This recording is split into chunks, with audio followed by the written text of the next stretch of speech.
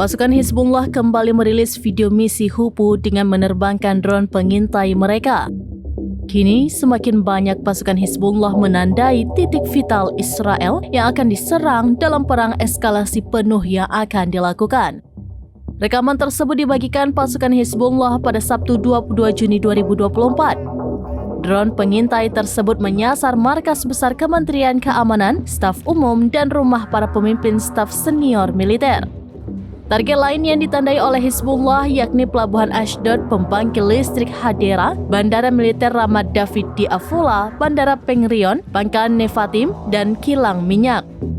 Kemudian area satelit di Yehuda hingga pusat reaktor nuklir di Dimona. Seluruh titik yang harusnya rahasia tersebut kini telah diketahui oleh Hizbullah.